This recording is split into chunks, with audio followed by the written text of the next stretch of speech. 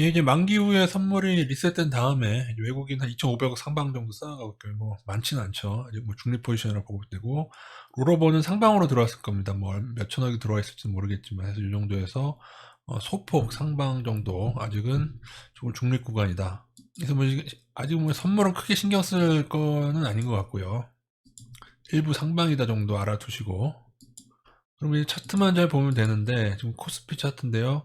예전에 말씀드린 대로 인버스 비중 정할 때 121선, 61선, 그 다음에 요 노란색이 21선이거든요. 요 세 개만 가지고도 요게 깨지면은 뭐 인버스를 10에서 20% 정도 그렇게 21선 좀 중요하면은 여기다가 20% 정도 배당을 하고 그런 식으로 해도 된다고 말씀드렸고 그러면 얼마 전까지는 21선은 회복되고 요 둘은 깨졌기 때문에 뭐 10%씩 배당한다면 인버스 한 20% 정도 저희가 의견을 드리고 있었고요. 근데 오늘이 아니구나.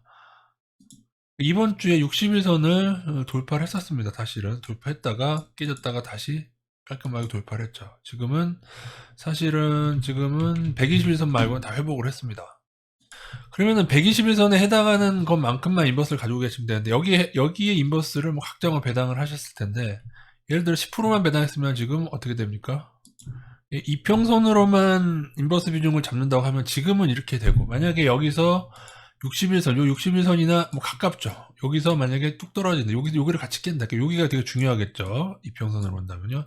이걸 같이 깬다고 하면은 여기서 한 30%를 확 늘려야 될 수도 있습니다. 예, 그러니까는 가깝게 인버스 늘릴 각오하고 한번 추가 반등을 노려보는 시점. 요거는 이제 말씀드린 대로 이평선 기준으로 인버스 조절할 때. 근데 요건 좀 편합니다. 왜냐하면은 61선하고 121선은 아주 가끔씩 깨거나 회복하기 때문에 이렇게 조절하면 편하죠.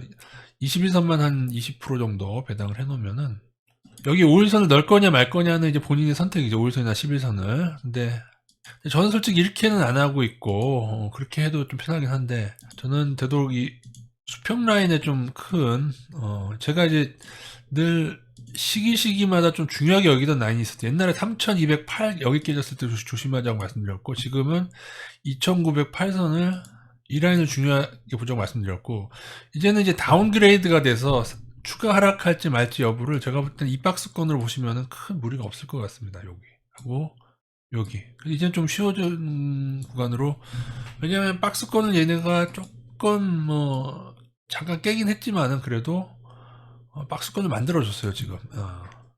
이렇게 되면 쉬운 거죠. 그럼 윗단은 얼마냐?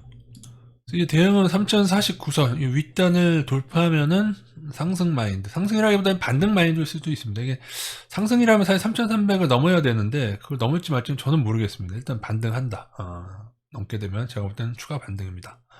그리고 2908을 다시 깨지게 되면 하락 마인드인데 여기에 중간에 있지만 여기서 61선하고 120선은 깨다 회복하다 하겠죠. 그걸 뭐 조금 중간에 넣으셔도 상관없겠고요.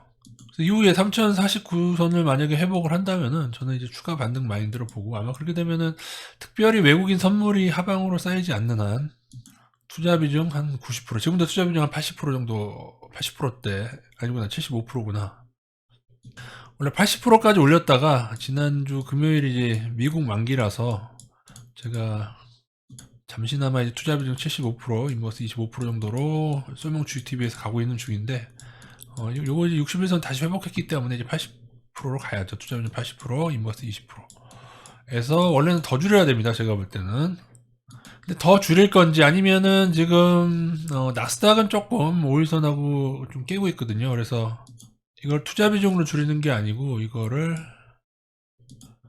나스닥이나 러셀로 좀 바꿔놓는 거 고려 중입니다. 물론 저희는 이제 이미 2908 회복할 때 저희는 이제 그 카페 서비스에서는 우리나라 인버스는 다 끝냈고 미국이 더 높고 미국이 안 떨어져가지고 나스닥하고 러셀로 바꿔놨습니다. 지금 10, 러셀하고 나스닥 들어가 있긴 하거든요.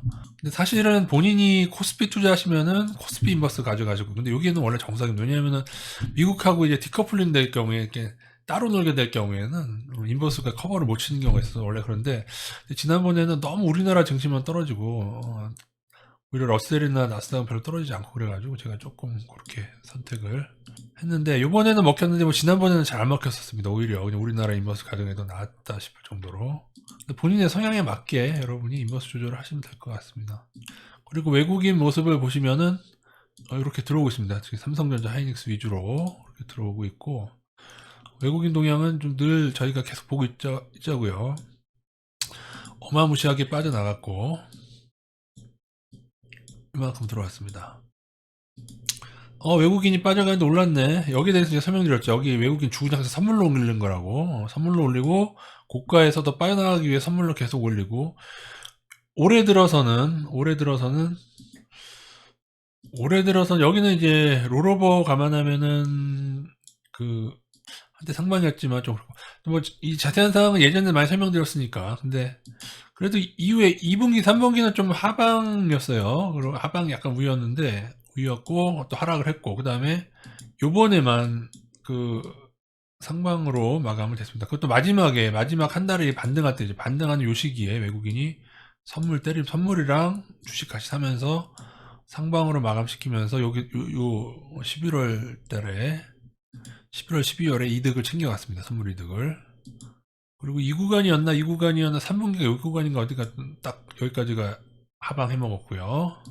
요때만 좀 애매하긴 했는데, 이때는 롤오버가 얼마 됐는지가 좀 애매해서 상방 롤오버를 생각하면 요 정도로 끝낼 수 있는 시점이긴 한데, 그래도 이게 얼추 맞습니다. 그냥 보통 4번 중에 3번 정도는 지들 이득 가져가고, 그죠? 뭐 이때는 완전 뭐 4번 중에 4번 다 가져갔죠. 그리고 한 번 정도는 포지션하고 조금 틀리긴 한데, 근데 그거는 이제 뭐 큰 손해는 아닌 정도로, 자기네들이 조금 손해본 정도로 하고 넘어가고, 그래서 외국인 선물 노래는 계속 되는 것 같고요.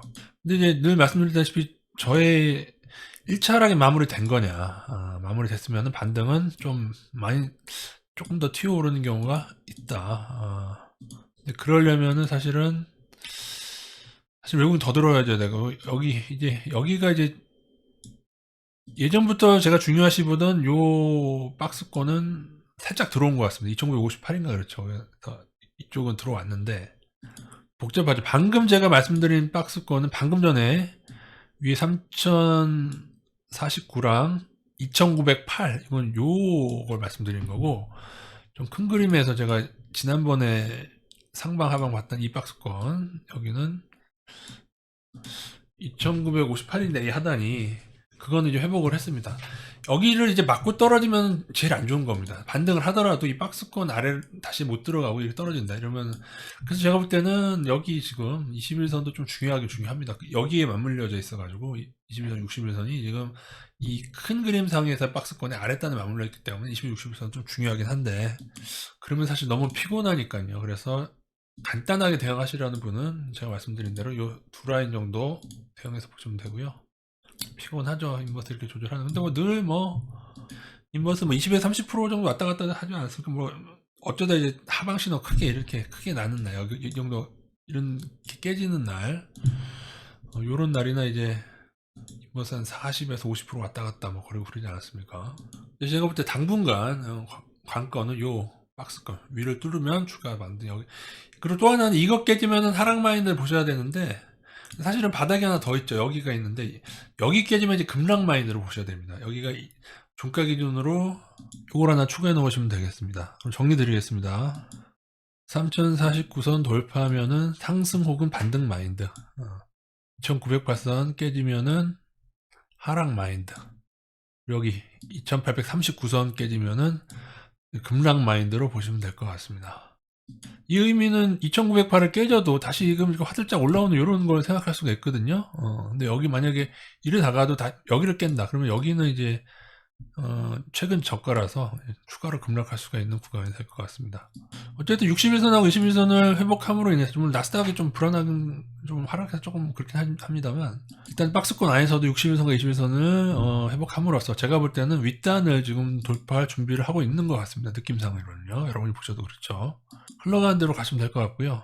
지금 제가 예전에 종전선언을 말씀드렸는데, 지금 포스코하고 이제 기반이 같이 오르거든요. 근데 지금 그 통신도 지금 이번 주 올랐고 해서 종전선언을 좀 계속 보긴 봐야 될 것 같습니다. 만약에 종전선언 대기로 가닥이 잡히면 외국인 주식 매수 플러스 선물도 같이 매수가 들어올 것 같고요. 제 생각에. 분명히 여기도 돌파를 하겠죠. 그리고 현대제철 철강능이 계속 오르게 되면은, 그래서 뭐 가능성이 뭐 크다고 보진 않지만, 그래 종전선언도 좀 일부 염두에 두면서 보도록 하겠습니다. 여기에 대한 자세한 내용은 또 따로 남겨드리도록 하겠습니다. 종전선언이요.